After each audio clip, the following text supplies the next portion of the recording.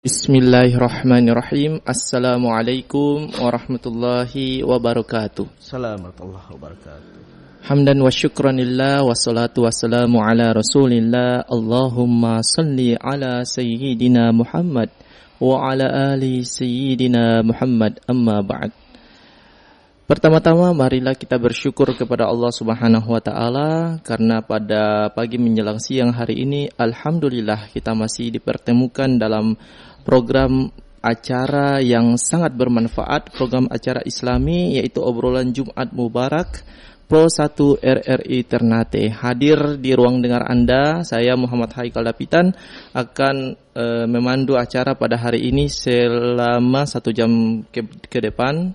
Dan insya Allah obrolan kita pada hari ini diberkahi oleh Allah Subhanahu wa ta'ala. Salawat beruntaikan salam tak lupa kita haturkan kepada junjungan Nabi besar kita, dialah Nabi Muhammad sallallahu alaihi wasallam. Karena berkat hidayah, berkat dakwah yang dibawa oleh beliau, ya, keturunan beliau, para sahabat, alhamdulillah kita sekarang ini umat Nabi Muhammad sallallahu alaihi wasallam mesti istiqomah di dalam mendakwakan agamanya Allah Subhanahu wa taala. Pendengar dimanapun Anda berada, hari ini tepatnya di tanggal 20 Zulqaidah 1444 Hijriah. Mudah-mudahan di bulan Zulqaidah ini, masih di bulan Zulqaidah, di pertengahan ya. Di bulan Zulqaidah ini mudah-mudahan kita tetap menjalaninya dan kita tetap masih ada nuansa-nuansa Ramadan, ya, nuansa ketakwaan, dan insyaallah kita berdoa kepada Allah Subhanahu wa taala mudah-mudahan Allah Subhanahu wa taala nanti mempertemukan kita dengan bulan Idul Adha nanti insyaallah. Ya, pendengar dimanapun Anda berada, tema hari ini adalah peran pemuda dalam meneguhkan Islam. Sekali lagi, peran pemuda dalam meneguhkan Islam. Saya mengajak kepada Anda sekalian untuk bisa ikut gabung bersama kami di Studio Pro 1 RRI Ternate pada line telepon di 082194142525 atau di 0921312551. Hadir di ruang dengar Anda pendengar sekalian, narasumber kita dari Bacan, ya, dari Bacan ini, dari Bacan datang ke Ternate. Beliau saya langsung sapa Muhammad Husni Muslim, Magister Pendidikan, Ketua Gema Suba. Assalamualaikum warahmatullahi wabarakatuh. Waalaikumsalam warahmatullahi wabarakatuh. Ustaz Haikal. Ya, Ketua sehat? Alhamdulillah sehat. Tapi saya mau tanya nih, dalam rangka apa Ketua selain bisa siaran di Pro 1 RRI Ternate pada obrolan Jumat Mubarak, mungkin ada agenda apa yang Ketua lakukan di Ternate nih? Iya. Sebelumnya assalamualaikum warahmatullahi wabarakatuh. Waalaikumsalam. Alhamdulillah wa syukrillah wa la haula wa la quwata illa billah. Allahumma salli ala rasulillah. Terkait dengan pertanyaan Ustaz Haikal, yang pertama, kami ke Ternate pada beberapa waktu kemarin dalam rangka mengikuti salah satu acara yang penting dan strategis bagi kami yang dilaksanakan oleh Kementerian Agama Provinsi Maluku Utara, yaitu peningkatan kualitas penceramah agama Islam di Maluku Utara. Untuk itu kurang lebih 3 hari kemarin kami disuguhkan dengan berbagai macam materi yang sangat berbobot, dan tepatnya itu di Asrama Haji Ternate. Iya, oke. Itu kegiatan yang kita lakukan, ya. Siap. Semoga apa yang dipelajari selama 3 hari di Asrama Haji ini bisa membuahkan hasil yang baik, ya. Nanti ketika Ketua pulang ke Bacan bisa diterapkan di sana. Baik, sekali lagi tema kita peran pemuda dalam meneguhkan Islam. Sebelum kita masuk ke tema Ketua, mungkin saya ini masih penasaran sedikit terkait dengan Ketua punya jabatan Ketua Gema Suba. Baru dengar nih Gema Suba. Biasa kan Ketua Remaja Masjid, Ketua PMII, Ketua PII. Ini Ketua Gema Suba. Sebenarnya Ketua Gema Suba ini apa, Ketua? Silakan. Siap. Baik, terima kasih Ustadz Haikal.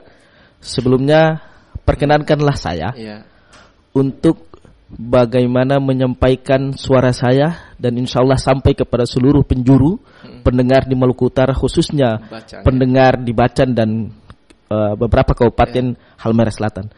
Saya ingin menyampaikan suatu kegembiraan hati di mana saya bisa menyampaikan itu melalui corong ini dan insya Allah didengar oleh seluruh insan Halmahera Selatan. Ustadz Haikal, karena hari ini, tepat di hari ini, alhamdulillah Kabupaten Halmahera Selatan itu merayakan Dirgahayu Kabupaten Halmahera Selatan yang ke-20. Oh, Dirgahayu ya. Dirgahayu Halmahera Selatan. Langsung ketuanya yang memberikan selamat ya. Iya, siap. Tentunya ini tidak lepas dari andil kaum muda yang juga dipelopori oleh pahlawan pemekaran yaitu Sultan Bacan itu sendiri. Yang mulia Al-Hajj Gahral Adiansyah Sultan Bacan ke-20. Mudah-mudahan beliau sedang mendengarkan kita. Alhamdulillah beliau kemarin sudah dipanggil oleh Allah Subhanahu wa taala, insyaallah. Hal itu, nah ini yang kita bicarakan nanti hari ini. Pemuda harus mengambil peran dalam meneguhkan hal itu. Terkait dengan pertanyaan Ustadz Haikal, alhamdulillah Gema Suba itu sejarah awalnya didirikan oleh yang mulia Sultan Bacan tadi, Sultan Gahral Adiansyah. Khusus kepengurusan kami dilantik oleh yang mulia Al-Hajj Abdurrahim Muhammad Geri Ridwan Syah, anak Pak Sultan yang tadi, Sultan ke-21 sekarang, tepatnya di tanggal 3 Maret tahun 2018. Gema Suba atau Generasi Muda Kesultanan Bacan itu adalah representasi seluruh pemuda di Halmahera Selatan. Jadi Gema Suba itu tidak hanya milik orang Bacan. Jangan lihat kata bacannya. Nah ini yang saya turunkan. Tapi Gema Suba itu adalah representasi seluruh pemuda di Halmahera Selatan. Sehingga oleh yang mulia dan juga disampaikan oleh Sultan Geri, Sultan Bacan ke-21 itu sangat berharap Gema Suba itu harus berada di seluruh titik-titik di Halmahera Selatan. Karena tugas dan fungsinya banyak itu Gema Suba. Sehingga alhamdulillah meskipun dengan kemampuan yang kami miliki saat ini yang mungkin masih terbata-bata dan sebagainya, tapi alhamdulillah ketika Gema Suba itu didengungkan di Semenanjung Halmahera Selatan, maka itu insya Allah tidak menjadi sesuatu yang baru. Mungkin di Ternate itu sesuatu yang baru.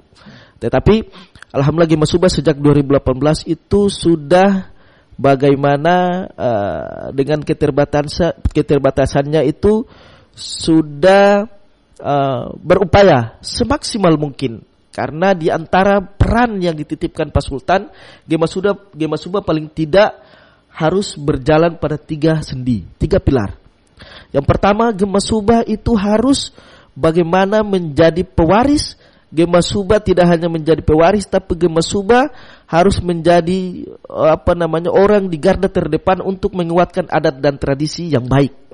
Kita harus jujur bahwa ada adat dan tradisi yang belum baik, belum sesuai dengan kondisi zaman, apalagi dengan kondisi pemahaman. Untuk itu, pilar yang pertama, Gema Suba harus berada dan berjalan untuk bagaimana merawat adat dan tradisi. Kemudian juga yang kedua adalah bagaimana Gema Suba itu menjadi corong pendidikan dan dakwah. Dan yang ketiga adalah bagaimana Gema Suba harus menjadi suatu lembaga yang menyiapkan sumber daya manusia. Untuk itu Ustadz Haikal, saya menyambung dengan pertanyaan itu, sehingga dalam keberlangsungan kami paling tidak ada beberapa kegiatan yang itu kami laksanakan dan rutin setiap tahun.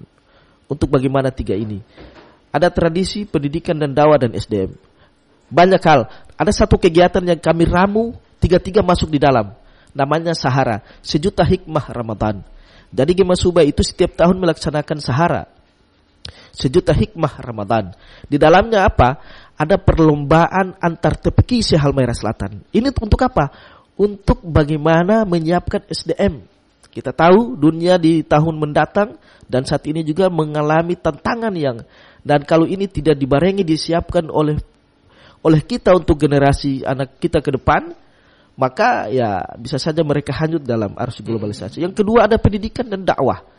Dalam kegiatan Sahara Sejuta Hikmah Ramadan 1 bulan penuh di bulan Ramadan itu ada satu item khusus namanya hikmah nuzulul Quran. Kami laksanakan tepat tanggal 17 Ramadan, dan setiap tahunnya kami datangkan penceramah dari dari luar. Nah, kemarin ada Habib As-Sagaf juga. Tahun yang kemarin juga ada Bapak Al-Ustadz Kiai Ahmad Dardiri. Ponpes Darul Falah. Ya. Dan insya Allah di tahun depan yang mengisi hikmah nuzul Quran adalah Al-Habib Mufti Kesultanan. Ustadz Mahmud ya, Mahmud Jumpiran. Bukan. Ustadz sehatnya. Ya, Abu Bakar Al-Atas beliau. Abu Bakar. Habib, Mufti Kesultanan. Iya, Mufti Kesultanan. Mufti Kesultanan. Habib Abu Bakar Al-Atas ya. Dan kemudian di puncak Sahara itu nanti ada pawai ofto atau pawai obor. Karena apa? Gema Subah melihat dunia semakin bergeser, kita tidak perlu untuk alergi dengan adat, sehingga di puncak itu kami laksanakan pawai obor atau pawai ofto, obor yang dipegang oleh anak-anak dan pemuda, dan bahkan sudah 2 tahun ini pemerintah Kabupaten Lampung Selatan melaksanakan pawai bersamaan dengan kita. Kita keliling kota. Jadi itu kami ramu menjemput Ramadan, pertengahan asna Ramadan, dan juga menutup Ramadan untuk menyambut pawai kemenangan itu. Mungkin kurang lebih itu. Luar biasa ya, jadi backgroundnya dan aktivitasnya Gema Subah nih. Apa tadi? Generasi muda Kesultanan Bacan. Ya, generasi muda Kesultanan Bacan. Baik, Ketua Generasi Muda Kesultanan Bacan, Ustadz Muhammad Husni Muslim, terkait dengan tema kita, peran pemuda dalam meneguhkan Islam. Siap. Saya ingin bertanya kepada Ustadz, yang kita lihat sekarang ini di mata dunia, pemuda zaman dulu dan pemuda zaman sekarang itu ada sedikit perbedaan. Benar. Padahal dari segi teknologi kita sekarang ini sudah ada, ya. Siap. Tetapi kenapa kebanyakan pemuda yang dulu-dulu yang banyak mencetak sejarah? Iya. Apa perbedaan di antara dua ini sebenarnya? Iya. Dulu dengan sekarang, silakan.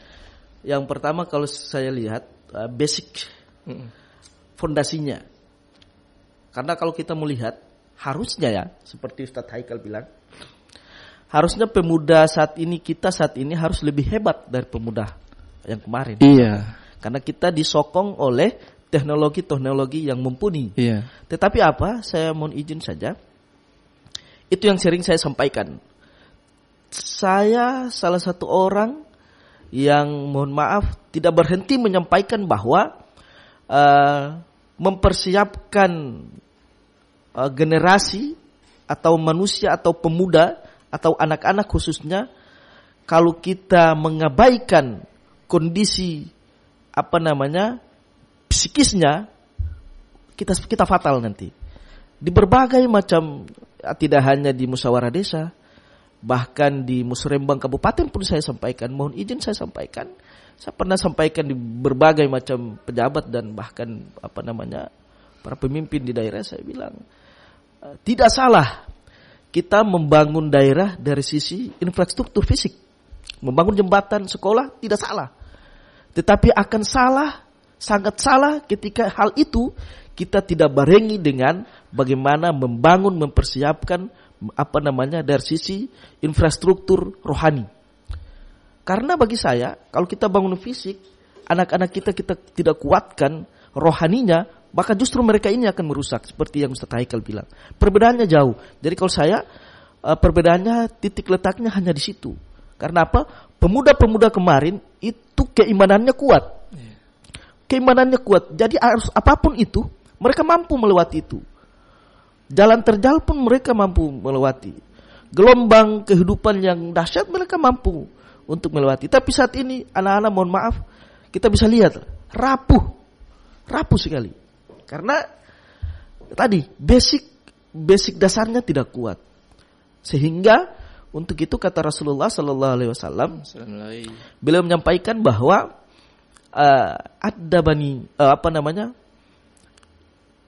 i'lamu auladakum musibah war rimaya. Ini menjadi catatan penting dari Rasulullah sebagai prototipe kita untuk bagaimana ini menjadikan dan mengilhami kita di sepanjang hayat. Bahwa kita wajib i'lamu. Fi'il amar kan? Didiklah mereka, siapa? Anak-anak keturunanmu, generasimu. Auladakumus sibaha, berenang, warrimaya, dan memainkan anak panah. Ini apa? Ini tidak hanya bagaimana melatih titik fokus, tetapi di sana tersirat bahwa penanaman nilai keislaman rohani itu penting sejak dini. Mungkin itu, ya, Pak Ustadz Haikal. Baik, luar biasa. Ya, baik, kami mengajak kepada pendengar yang ada di rumah yang ingin bertanya-tanya kepada narasumber yang hadir di studio Pro 1 RR Ternate pada program acara obrolan Jumat Mubarak pagi hari ini, bisa di 082194142525 atau di 092131255521 dengan tema kita peran pemuda dalam meneguhkan Islam. Baik pendengar dimanapun Anda berada, saya mengajak Anda untuk bisa ikut bergabung bersama kami di 101,8 FM. Kemudian aplikasi RRI Playgo yang Anda bisa download di Play Store Anda masing-masing. Dan juga Anda bisa mengikuti siaran ini kembali di channel YouTube Khazanah Mubarak. Sekali lagi di channel YouTube Khazanah Mubarak. Baik, Ustadz Muhammad Husni Muslim, MPD, Ketua Gemasubah. Terkait dengan tema kita, peran pemuda dalam meneguhkan Islam. Saya lihat ada yang menarik di sini ya. Siap. Ketua ini maksudnya ketua pemuda yang memang terikat atau ya dia dalam naungan kesultanan. Berbeda dengan saya misalkan ketua pemuda remaja masjid, dia naungannya dari pemerintah misalkan. Siap. Ini kearifan lokalnya tentunya masih sangat kental di Gemasubah ini. Saya ingin meminta pandangan dari ketua Gemasubah sendiri. Sekarang ini banyak anak-anak muda yang sudah sekolah di luar. Tiba-tiba mereka pulang dengan membawa pemahaman-pemahaman yang mungkin ke barat-baratan atau lain sebagainya. Bagaimana ketua mungkin menetralisir atau mengantisipasi hal-hal tersebut agar tidak merambat atau tidak tertular kepada generasi muda Maluku Utara? Iya. Nah, untuk itu selain basic keimanan tadi, yang kedua adalah bagaimana mengekohkan fondasi keadatan. Fondasi keadatan itu penting sehingga kita mau hidup kapan dan dimanapun, bahkan di barat sekalipun, ketika fondasi keadatan kita kuat, maka kita akan tidak hanyut. Kita tidak akan tergerus oleh arus-arus perkembangan globalisasi itu. Untuk itu, ya jujur saja, hal ini harus kita laksanakan barengan. Tidak hanya sekelompok, tetapi juga bagaimana kelompok-kelompok yang menganggap hal itu penting, itu disokong, didukung oleh pemerintah. Ya, saya selalu terinspirasi dengan hadis Rasulullah yang kemudian diriwayatkan oleh Imam At-Tirmizi. Kata Rasulullah sallallahu alaihi wasallam, "Adabani Rabbi fa ahsana ta'dibi." Kata Rasulullah, Tuhanku telah mendidikku, ta'dib. Fa ahsana ta'dibi, maka dia menyempurnakan pendidikanku, akhlakku dan seterusnya. Artinya apa? Rasulullah yang kita anggap manusia agung, manusia luar biasa, super, bahkan tuntas sebagai prototipe kita, ya kita jujur saja tidak mungkin tidak akan sempurna ketika itu tidak tidak di-brand, tidak dididik oleh Allah Subhanahu wa taala. Ini artinya apa? Rasulullah memberikan kita suatu hadis yang harus kita interpretasikan bahwa sesuatu yang dibawa tidak akan mungkin maksimal ketika tidak ada perlindungan, pengawasan dan sebagainya dari atas. Untuk itu saya kembali bahwa mungkin hal ini mungkin saya sama Ustadz Haikal menarik. Kita tahan dulu. Kita terima telepon yang masuk. Halo, assalamualaikum warahmatullahi wabarakatuh. Ya, dengan siapa di mana? Halo, assalamualaikum. Waalaikumsalam warahmatullahi wabarakatuh. Dengan siapa di mana? Ini dengan Pak Yaya di Tidore ini. Oh, Pak Yaya di Tidore. Pak Yaya di Tidore. Sehat Pak Yaya ya? Iya. tema kita pada hari ini. Saya mau perlu tanya sedikit. Tema kita yaitu peran pemuda dalam meneguhkan Islam.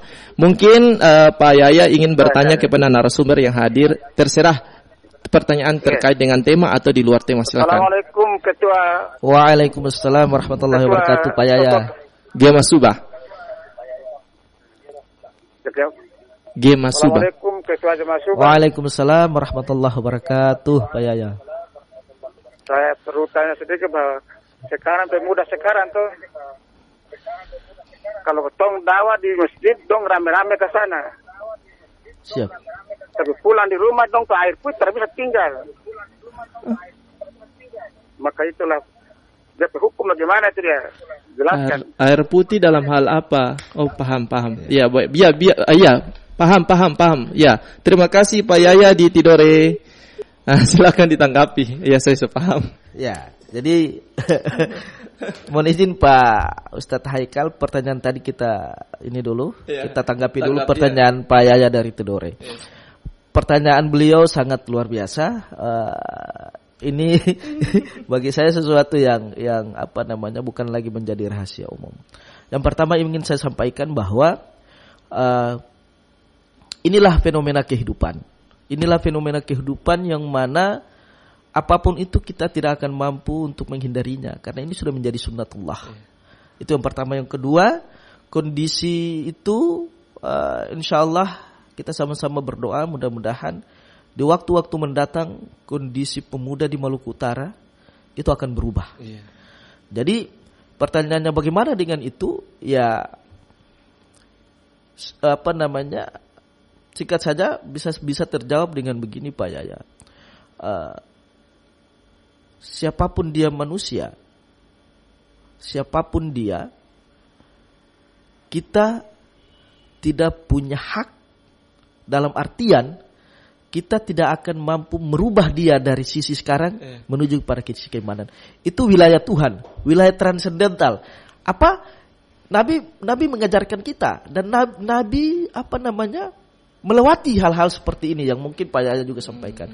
Pemuda ada ceramah di masjid hadir, tetapi setelah itu air putih kita bisa pahami lah air putih tidak tinggalkan. Nah, bagi saya ada satu yang positif di sana. Meskipun ada negatif. Apa positifnya? Proses ceramah di masjid dia juga hadir. Yang negatifnya kalau dia tidak hadir begitu.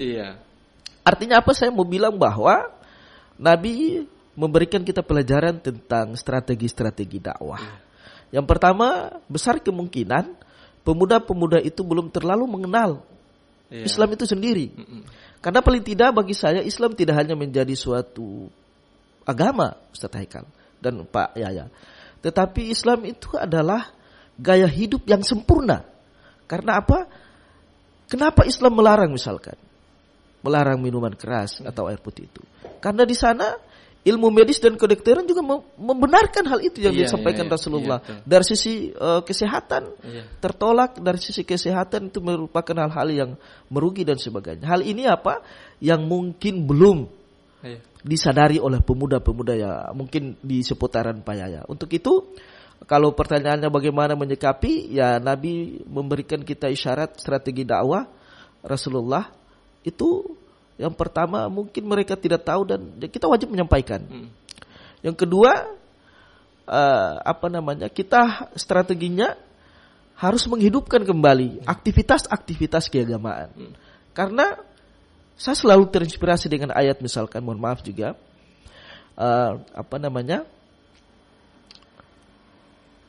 wa'mur bil ma'ruf wanhau 'anil munkar. Ayat itu memberikan kita isyarat bahwa kita harus lebih dulu mengaktifkan, kita harus lebih dulu memperbanyak kegiatan-kegiatan ma'ruf. Yang kedua baru menangkal hal-hal yang mungkar.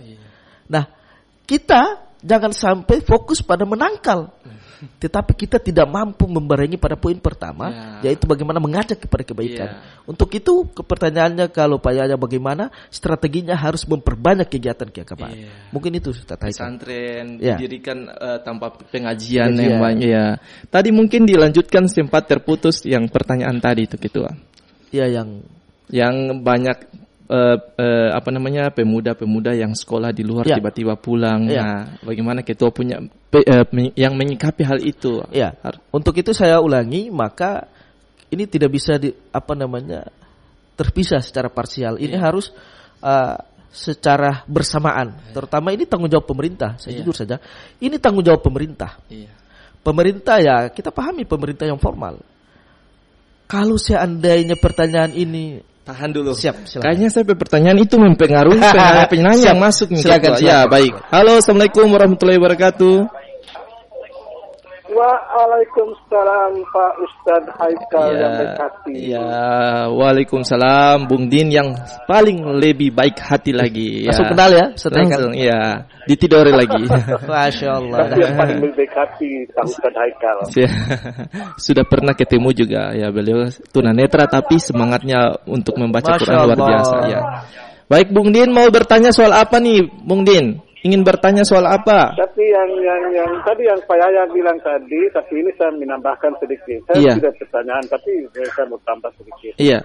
Karena pemuda-pemuda sekarang kan tidak sama dengan pemuda-pemuda yang dulu. Pemuda sekarang kan mereka sudah setiap dakwah di masjid mereka selalu hadirkan. Tapi mereka setelah pulang di rumah, mereka punya air putih itu tidak ditinggalkan. Itu mungkin mereka belum sadarkan mereka punya diri. Ataukah bagaimana? Mau dijelaskan. Terima kasih ya. Assalamualaikum warahmatullahi wabarakatuh. Ya, lagi-lagi saya langsung tanggap ya. Terima kasih Pak Bung Din ya. Bung Din di Tidore. Terima kasih ya. Ini mungkin sudah menjadi sahabat Hasanah Mubarak. Iya. Jumat Mubarak. Jumat Mubarak ya. Jumat Mubarak. Bung Din Tidore yang mungkin muatannya sama dengan Pak Yaya. Ini itu lagi-lagi kita tidak harus tinggal diam. Karena Rasulullah itu sampai habis-habisan sampai habis, mati-matian sampai mati tidak akan tidak berhenti di jalur-jalur itu. Sehingga ya bisa saja sesuatu itu dia lunak ketika kita mampu melaksanakan taruhlah bidikan ke-10. Kita baru bidik 1, 2 kita menganggap. Tetapi kalau kita konsisten, maka insya Allah kalau sudah dijanjikan ke bidikan yang ke-10 pasti selesai. Tapi bagaimana kita belum sampai ke-10, baru kedua, ketiga kita sudah, ini kayaknya tidak bisa. Padahal secara alamiah sesuatu yang rutin, sesuatu yang istiqomah, apapun itu pasti pasti hancur. Batu yang kokoh saja. Ini kan filosofi dari kita SD kecil ya, mungkin guru-guru kita sudah memberikan pelajaran. Batu yang kokoh, batu yang keras saja, satu tetesan air yang kalau itu terus-menerus menimpanya, maka batu itu akan paling tidak dia balobang, bahasa kasarnya gitu. Artinya apa? Sekeras apapun, ketika itu konsisten, maka insya Allah tidak akan keras lagi. Ya, seperti dengan kondisi misalkan pemuda yang Bung Din dan Pak Yaya tadi sampaikan. Kita tidak harus berhenti. Kita tidak harus putus asa. Karena Nabi juga mengisyaratkan konsisten atau istiqomah itu sendiri. Saya yakin dan bahkan insya Allah hakul yakin. Pemuda-pemuda Maluku Utara itu akan bangkit dan insya Allah jauh lebih hebat dari para pendahulu mereka. Saya punya keyakinan. Ketika apa? Ketika ini kita laksanakan secara berbarengan. Tidak hanya lembaga-lembaga, misalkan Dewan Masjid dan sebagainya, tidak hanya Kesultanan, tidak hanya tidak hanya lembaga-lembaga keagamaan dan seterusnya. Tapi ini berbareng, bahkan dikawal langsung oleh pemerintah seperti isyarat hadis tadi yang saya sampaikan. Pemerintah sebagai pengayom itu sama-sama berbarengan dengan lembaga ini. Maka saya yakin, insya Allah satu kali ketika pemuda Maluku Utara itu lebih hebat dari pemuda-pemuda yang. Karena apa? Kita ketika basic keimanan kita sudah kuat, basic rohani kita kuat, dan kita didukung oleh fasilitas-fasilitas, kita didukung oleh perkembangan teknologi, maka insya Allah kita pasti lebih maju dari mereka. Baik Bung Din Pak Yahya dan Bung Din di Tidore, mudah-mudahan terjawab pertanyaannya. Saya masih membuka line telepon bagi Anda yang ingin ikut bergabung di obrolan Jumat Mubarak ya, bersama saya Muhammad Haikal Dapitan dan Ustadz Muhammad Husni Muslim. Ketua Pemuda Kesultanan Bacan Gema Subah ya, dengan tema atau topik kita yang kita pembahasan kita pada pagi menjelang siang hari ini yaitu peran pemuda dalam meneguhkan Islam. Masih di 0821 94 142525 atau di 0921 31255521. Mungkin Ketua Ustadz terputus tadi pertanyaan karena banyak penelpon yang masuk ingin bertanya sama karena beda ini kali ini yang tampil di sini karena beliau ini lebih condong ke adat istiadat yang ada di Bacan, tetapi beliau juga seorang ustadznya. Ini yang luar biasa ya. Mungkin dilanjutkan kembali tadi pembahasannya. Terkait dengan bagaimana kondisi ya, meskipun saya mengulang ini sudah menjadi sunnatullah. Kita tidak akan mungkin merubah ini. Kita tidak akan mungkin lari dari kenyataan ini. Kita harus bagaimana mempersiapkan diri kita. Untuk itu, bagaimana pemuda dengan kondisi bahkan bisa saja mereka hidup di barat tapi tidak melupakan adat dan tradisi. Ya lagi-lagi saya bilang bahwa kita, alhamdulillah, meskipun saya, mohon maaf ya, saya harus sampaikan juga, saya ulang.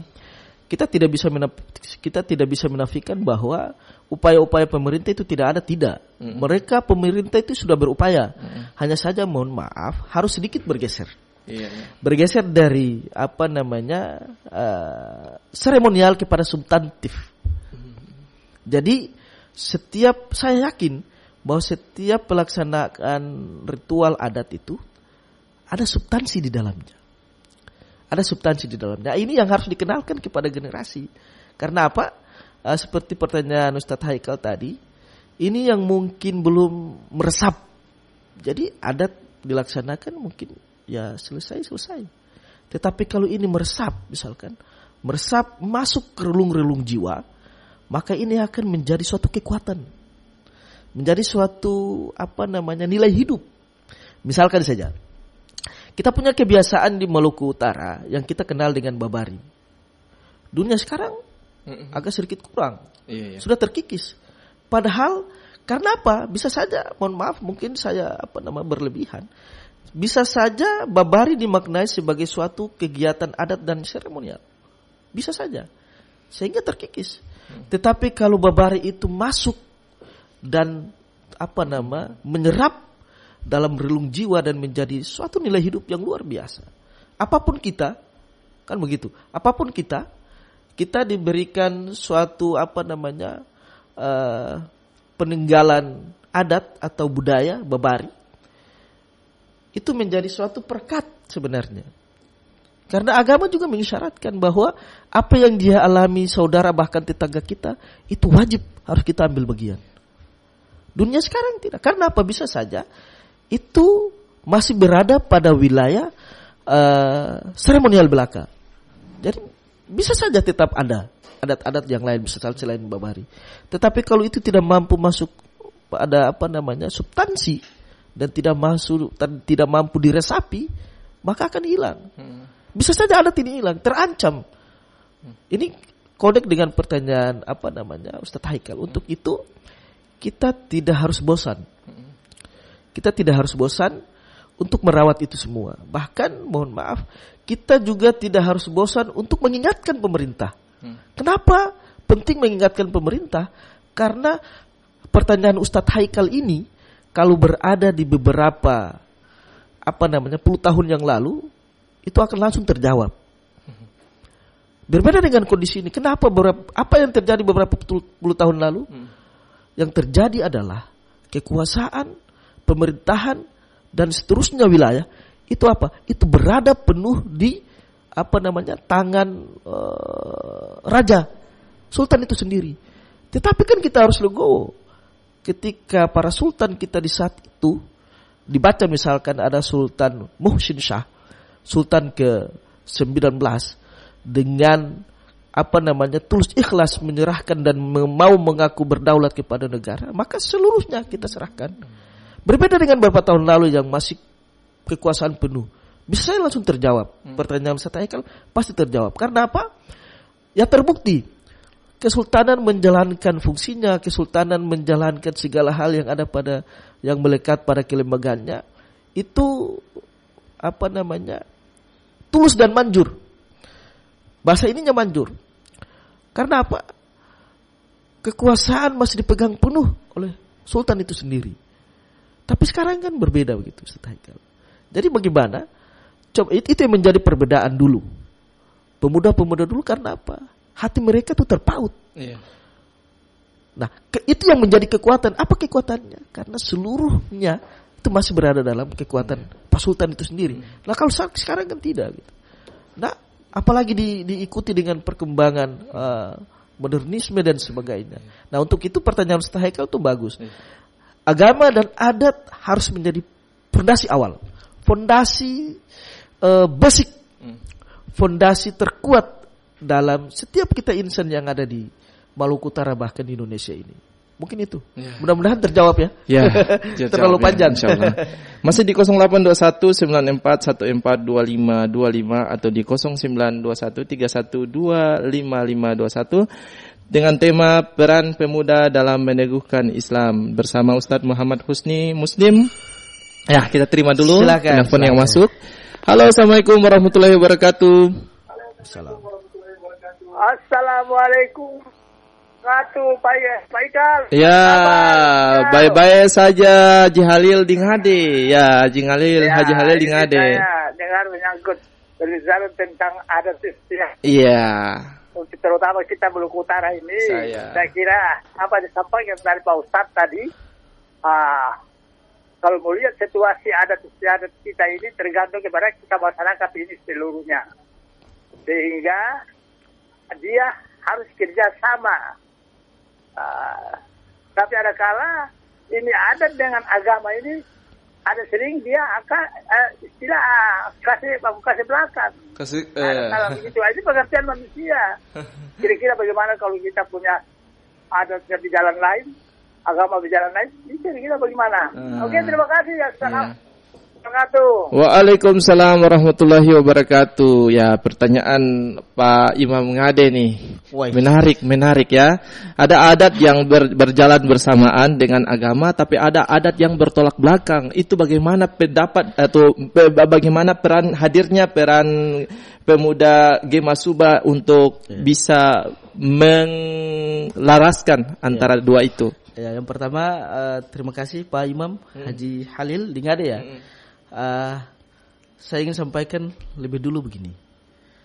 Mohon izin, mohon maaf, saya bicara pada wilayah dan tataran atau skop atau kewenangan saya, misalkan di Halmahera Selatan.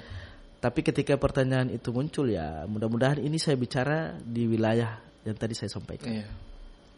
Bagaimana menyelaraskan agama dan adat. Nah, ini yang menjadi poin penting. Kenapa saya bilang tadi harus kita tidak bosan-bosan mengajak pemerintah. Pemerintah memikul tanggung jawab penuh untuk menjawab pertanyaan Haikal. Haji Halil. Mohon maaf, untuk menjawab pertanyaan Pak Haji Halil. Untuk apa? Karena jangan sampai pemuda kita itu tidak mampu memisah, tidak mampu mengenali, bahkan tidak mampu membedakan mana adat mana agama. Ini mohon maaf saya harus sampaikan. Padahal adat itu muncul hanya untuk menguatkan sendi keagamaan. Itu yang harus mainstream ini yang harus ditanam. Pola pikir ini yang harus ditanam. Artinya apa? Menarik kita tampung pertanyaan dari Pak Haji Halil. Kita terima dulu yang ini. Halo, Assalamualaikum warahmatullahi wabarakatuh. Assalamualaikum. Halo. Waalaikumsalam warahmatullahi wabarakatuh. Ya, dengan siapa di mana? Dengan Iswandi di Gambesi. Silakan Iswandi di Gambesi, tanpa memperpanjang apalagi waktu, silakan bertanya. Baik, terima kasih. Ya, begini terkait dengan adat istiadat, terus kemudian kaitannya dengan pemuda. Saya nih terus terang, kalau di kawasan Halsel mungkin saya tidak tahu. Tapi kalau di kawasan kota Ternate, saya tuh merasa bahwa pemuda itu kurang memiliki kesempatan. Betul. Ya, saya contohkan yang sederhana saja, seperti kesempatan untuk maju sebagai pengurus masjid dan maju sebagai imam itu. Kadang tertentu kayak di masjid bagian-bagian selatan kota itu kayak gimana ya? Contoh seperti antar khatib saja harus butuh kalian dulu baru bisa antar khatib. Itu kan sebenarnya sesuatu yang terlalu naif untuk sangat disayangkan. Iya. Tapi kalau seandainya, ya makasih. Kalau seandainya jika seperti kayak contohnya kita lihat organisasi pemuda di olahraga kayak ada SSD, ada SDV, sekolah-sekolah. Nah saya pikir pemuda juga harus diberikan sekolah sebagai pewaris dari para imam, para khatib. Nah ini yang bagi saya itu masih kurang. Terus juga bagi para imam yang ada di sini itu kayak gitu Pak, terlalu mementingkan usia dan terlalu mementingkan apa ya, harus dewasa dulu atau bagaimana begitu. Mungkin itu saja, terima kasih. Ya, sama-sama Pak Iswandi di Gambesi. Ini memang realita yang terjadi nih di lapangan ya. Terutama di masjid-masjid bagian selatan sana. Tadi Pak Iswandi bilang kincing bolong lurus tuh jangan dulu jadi inilah, jangan dulu jadi imam lah, jangan dulu antar khotib lah. Itu mesti ada ritual khusus yang orang tua dulu baru mau bisa begitu. Itu yang saya tangkapnya seperti itu. Terus jadi apa tadi pengurus masjid? Silakan. Mungkin yang ditanggapi yang tadi belum selesai dulu, yang Pak Imam Ngade baru langsung lanjut ke Pak Iswandi. Satu ada silakan, kita terima dulu. Halo, assalamualaikum. Ditampung. Iya, halo, assalamualaikum warahmatullahi wabarakatuh. Waalaikumsalam warahmatullahi wabarakatuh. Iya, dengan siapa di mana? Halo. Terputus ya. Halo. Ya, terputus. Ya, nanti bisa bergabung kembali ya. Silakan dijawab. Kita menyambung pertanyaan Pak Imam di Ngade, Haji Halil. Saya kembali ya. Kita harus bagaimana mampu mempersiapkan generasi atau pemuda yang mampu membedakan mana agama, mana adat. Saya ulang bahwa harusnya adat itu, keberadaan atau eksistensi adat itu harus dia menguatkan agama itu sendiri. Saya contohkan, kenapa penting adat? Ya itu fungsinya adat untuk bagaimana mengekspansikan, bagaimana menurunkan nilai-nilai agama itu pada wilayah masyarakat bawah. Silakan. Halo, assalamualaikum warahmatullahi wabarakatuh. Warahmatullahi wabarakatuh. Halo, assalamualaikum Pak Haikal dan Pak Hati. Iya, Bung Din balik lagi. Silakan Bung Din. Iya. Kan begini ya, kan bicara masalah adat dan agama. Kan ada yang istilahnya adat masuk ke agama. Jadi kalau kita tinggalkan adat, itu berarti agama ini mau jalan bagaimana? Terima kasih Pak Haji. Menarik itu. Pertanyaan dari Bung Din. Ini sebenarnya yang ingin saya sampaikan sebenarnya. Untuk itu saya ulang, adat itu, kehadiran adat untuk menguatkan agama. Ini ke siapa dulu nih? Ke Pak Haji Halil ya? Mungkin juga akan membenarkan ke Bung Din. Ya, pertanyaan masukan dari Bung Din. Itu yang ingin saya sampaikan sebenarnya. Karena ya jujur saja ketika kita belajar perkembangan Islam, misalkan saja usul fikih. Kita bicara usul fikih. Kenapa usul fikih hadir? Karena usul fikih merupakan salah satu cabang ilmu yang dalam sejarahnya orang pertama untuk menyiarkan ilmu usul fikih adalah Imam Asy-Syafi'i. Usul fikih itu penting. Untuk apa? Bagaimana Islam masuk, merembat, Islam masuk dan diterima oleh kalangan-kalangan masyarakat seluruhnya, termasuk masyarakat lokal Maluku Utara. Kita contohkan, di dalam fikih umat Islam wajib mengeluarkan zakat. Kalau tidak dikuatkan oleh ilmu usul fikih, maka orang akan berpegang zakat itu wajib dikeluarkan dengan bahan gandum. Inilah peran usul fikih. Inilah peran adat sebenarnya. Usul fikih memberikan kita pelajaran bahwa orang berzakat tidak mesti harus pakai gandum. Dia disesuaikan dengan buah-buahan, biji-bijian setempat. Di Maluku Utara misalkan ada bahkan beras, ada bahkan dengan kasbi.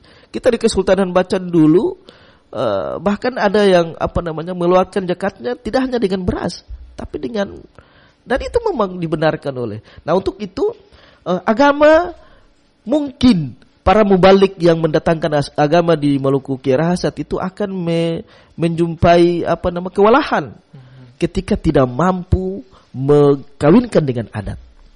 Misalkan saat itu orang bisa saja belum mengetahui apa itu Islam. Nah, untuk itu filosofi yang disampaikan Bung Din yang terakhir memang jelas bahwa di Maluku Kiaraha adat matoto agama. Adat harus punya relevansi khusus dengan agama. Untuk itu saya ulang, Gemma Suba memiliki peran untuk bagaimana merawat adat dan tradisi yang baik. Mohon maaf kalau ditemukan ada adat dan tradisi yang kurang baik menyeleweng, kita tidak laksanakan di Bacan. Dan itu sudah menjadi fungsi para sultan kita yang kemarin. Ya, saya tidak sampaikan sini, nanti kita bedah. Iya. Mungkin di pertemuan yang berikut kita bedah. Apakah ada tradisi di Maluku Kiaraha itu dilaksanakan oleh seluruh kesultanan? Saya pikir di kesultanan ada beberapa poin yang tidak dilaksanakan. Karena dari sisi syariat, ya kita berpegang pada filosofi kita. Adat batoto agama. Adat itu wajib searah dengan agama. Saya contohkan, adat itu tidak hanya dan relasi atau hubungan adat dan agama tidak hanya di Maluku Kiaraha. Di titik awal Islam itu hadir pun ada adat di sana. Saya contohkan. Saat ini kita lihat, dulu Rasulullah Imam Ustaz Haikal, kita belajar sejarah bersama-sama. Ketika Rasulullah Allahu Akbar, beliau takbir, beliau i'tidal dan seterusnya, itu wajib dengan waktu 1 detik bahkan kurang lebih dengan tidak jedanya.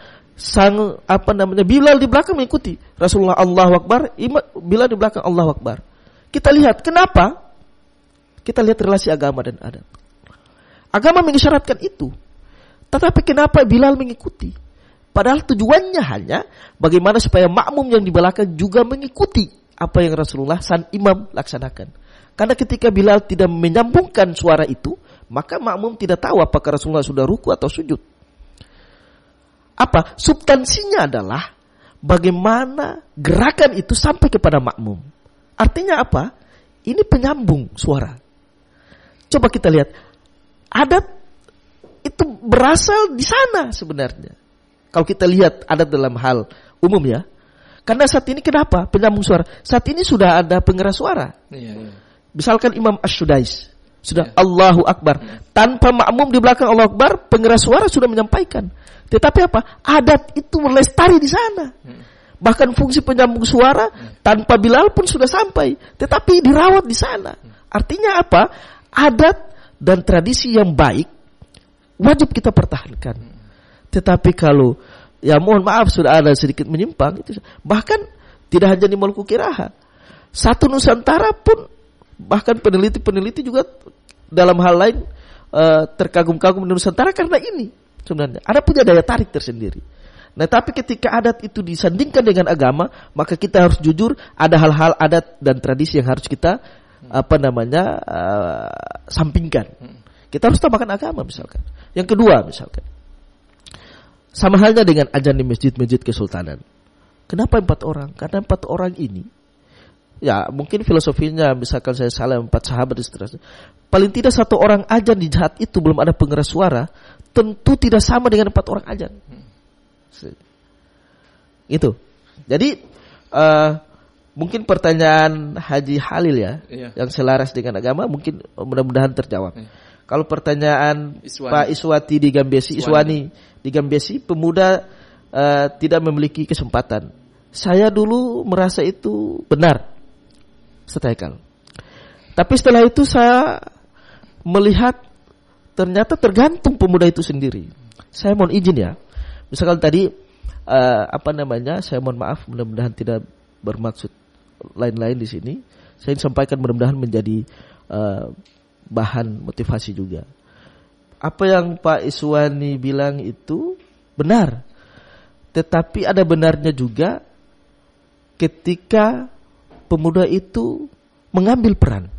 Saya contohkan. Saya mohon maaf.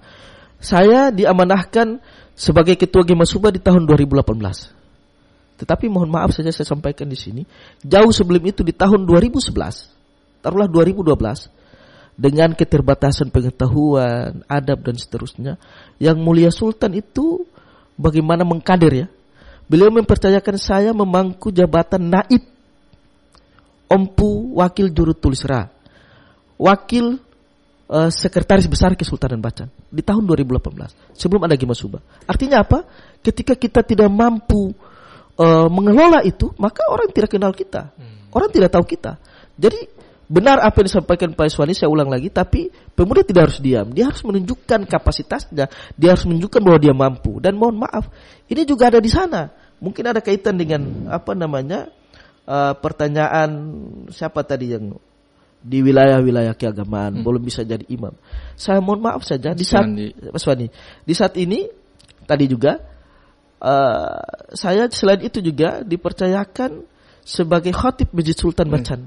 Dan orang melihat di usia saya sangat tidak pantas. Saya juga membenarkan filosofi itu. Ada benarnya filosofi itu bahwa tidak salah ya. Bahwa harus nikah dulu, itu benar. Itu benar sekali. Karena apa? Nikah merupakan satu syarat. Nikah merupakan ibadah penyempurnaan keagamaan kita itu sendiri. Karena ya mungkin saat itu orang tua sangat berhati-hati. Dan itu lumrah, itu manusiawi dan benar. Tetapi itu juga menjadi hal yang kedua dalam hal lain. Karena apa? Saat ini kalau kita tunggu pemuda itu dia nikah dulu, maka saya pastikan masjid sunyi. Karena apa? Kenyataan meskipun presentasinya tidak begitu besar, masjid itu diwarnai oleh pengurus-pengurus, bahkan pelaksana-pelaksana ibadah anak muda. Di Masjid Kesultanan Bacan, Pak Haikal dan Pak Iswani, 20% dimenuhi anak muda. Jadi tidak hanya saya, ada yang lain. Bahkan sekretaris Gema Suba saya masih muda, juga khatib. Imam Masjid, wakil imam Masjid Kesultanan Bacan itu ketua bidang keagamaan Gema Suba, masih muda. Moding apalagi masih muda, bahkan yang belum nikah. Jadi ya seperti ini, agama tuh harus dipakai anak tangga. Ya kalau kita berpikir yang langsung sulit. Karena apa? Ketika kita tidak membiasakan mereka di sana, bahkan mungkin orang tua saat itu tidak membiasakan saya di masjid, ya mungkin saya tidak bisa menjalankan tugas itu di masjid. Betul. Karena tidak ada pembiasaan begitu. Betul. Ya mudah-mudahan semua pertanyaan itu sudah terjawab ya. Karena saya lihat ini mungkin kita sudah hampir memasuki waktu-waktu mungkin Jumat. Tadi ketua juga orang tua-tua beranggapan ya, khusus di bagian selatan, bahwa anak muda belum bisa antar khotib misalkan. Jangan sampai nanti pas antar khotib pulang nih Sulia baku gonceng dengan rambut panjang lagi. Ini kan nanti jadi bahan cerita di masyarakat. Jadi ini kan orang tua punya antisipasi lebih besar daripada nanti yang pandangan dari luar ya. Begitu ya Pak Iswandi di Gambesi. Itu penting itu. Baik, terasa mungkin kita sudah di penghujung ya. Tinggal 7 menit lagi kita akan selesai siaran ini. Mungkin Ketua Gema Suba memberikan terakhir kesimpulan atau closing statement terkait dengan tema kita, peran pemuda dalam meneguhkan Islam. Silakan. Kalau kita bicara tema ini, itu poin kedua. Karena apa? Jauh sebelumnya pemuda sudah berperan. Kita lihat misalkan Zaid bin Sabit. Siapa dia? Dia adalah pemuda yang bagaimana merekam, menulis yang kita sekarang pegang, Al-Quran itu sendiri. Jadi sudah dari awal pemuda itu berperan. Nah kalau pertanyaan di pertemuan pagi ini, pada diskusi kita pada pagi hari ini, bagaimana peran pemuda dalam meneguhkan Islam? Yang pertama, pemuda memiliki peranan penting, sangat penting. Pemuda memiliki peranan yang sangat penting. Untuk itu, Yang Mulia Sultan Bacan ke-21 Al-Hajj Abdul Rahim Muhammad Giri Ridwan Shah itu berpikir bagaimana pemuda-pemuda di Bacan dan pemuda-pemuda di Halsel itu paham terhadap agama.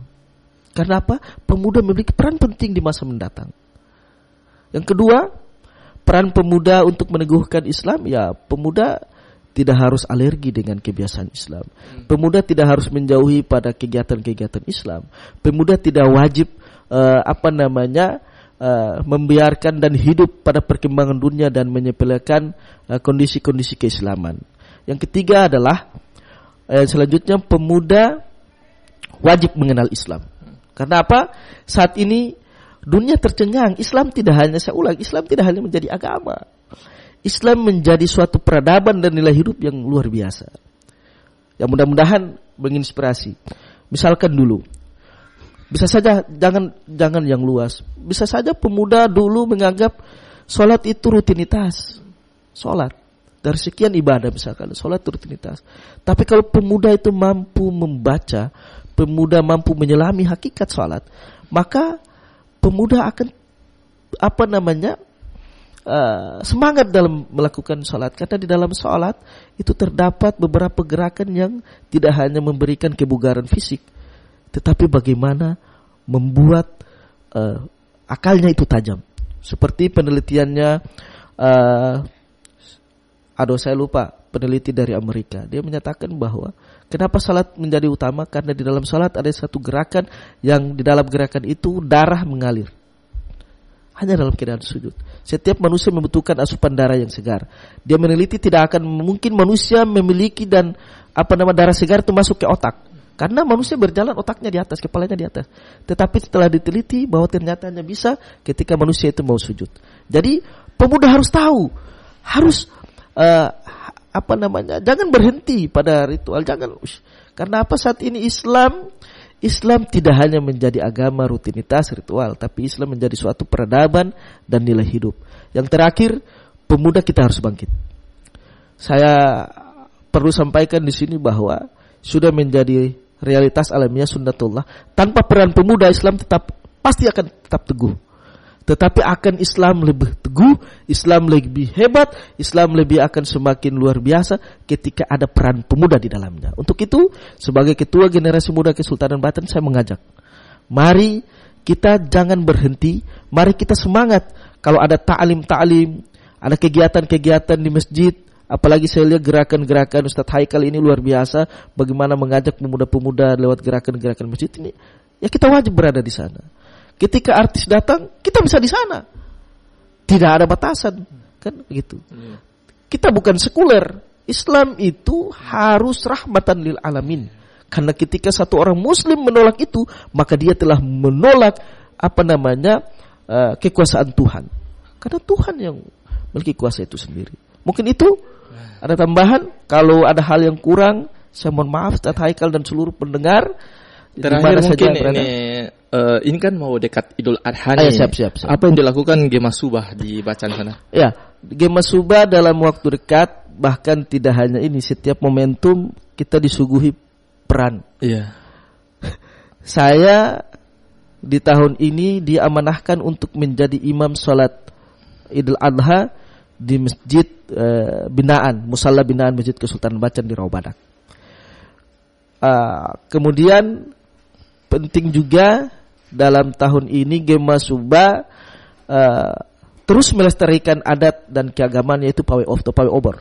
Dan ini alhamdulillah menjadi suatu kemajuan berpikir di mana pemerintah 2 tahun ini bersama-sama dengan kita. Jadi mudah-mudahan seterusnya di sana sudah tidak ada lagi pawai pakai sound system. Bagus, tidak ada. Kita pawai takbiran keliling. Bagus. Dan pertanyaan Ustaz Haikal, apa yang Gemah Subah laksanakan di sana menyambut Idul Adha, salah satunya itu. Mungkin itu. Terima kasih. Sekali lagi mohon maaf untuk seluruh pendengar Ustaz Haikal dan seluruh handai tolan yang mendengar dan mengikuti ini. Apabila ada hal-hal yang kurang secara pribadi, saya mohon maaf, dan mudah-mudahan ini tidak menjadi pertemuan awal dan akhir.